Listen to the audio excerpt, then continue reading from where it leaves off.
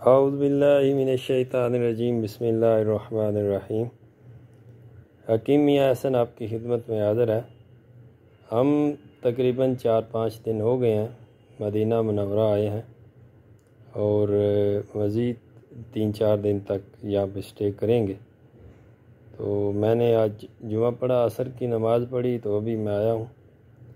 تو رستے میں 2 بندے مجھے ملے، جنہوں نے ایک بنگلہ دیشی تھے اور ایک پاکستانی تھے، جنہوں نے مجھ سے بواسیر کے متعلق نسخہ پوچھا۔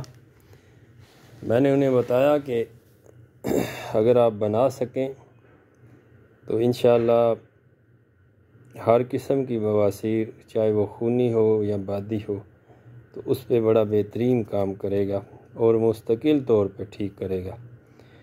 تو سوچا کہ آپ کے ساتھ شیئر کروں۔ بنانے میں تھوڑی محنت ہے، باقی کام یہ 100% کرے گا، چاہے بادی بواسیر ہو یا خونی بواسیر ہو۔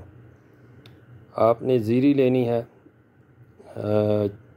کالی زیری خام لینی ہے 2 تولہ، اور 2 تولہ ہی کالی زیری آپ نے اس کو بریاں کر لینا ہے۔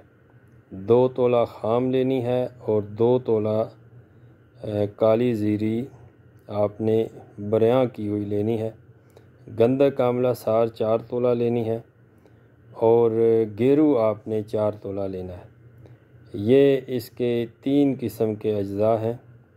یہ جو کالی زیری ہے وہ 2 قسم کی آپ نے، ایک بریاں کی ہوئی 2 تولہ ڈالنی ہے اور ایک بغیر بریاں کی ہوئی 2 تولہ ڈالنی ہے۔ تو یہ 3 اجزاء ہیں۔ اس کے اندر 4 تولہ آپ نے ریٹھے کے اندر جو بیج ہوتا ہے کالے رنگ کا، اس کو آپ نے جلا لینا ہے، اس کی راکھ بنا لینی ہے، چاہے وہ گل حکمت کر کے کریں، چاہے وہ کوئلوں میں ڈال کے کریں۔ تو اس کو 4 تولہ آپ نے اس کے اندر یہ شامل کرنا ہے۔ جب وہ کوئلہ ہو جائے گا، ریٹھا لینا ہے ثابت، اس کے اوپر سے چھلکا اتارنا ہے، اس کے اندر سے کالے رنگ کا بیج نکلے گا۔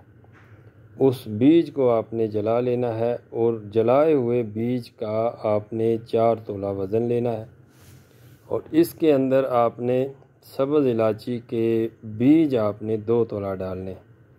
تو یہ ساری چیزیں آپ نے صفوف کر کے شہد کے اندر چنے برابر گولیاں بنانی ہیں۔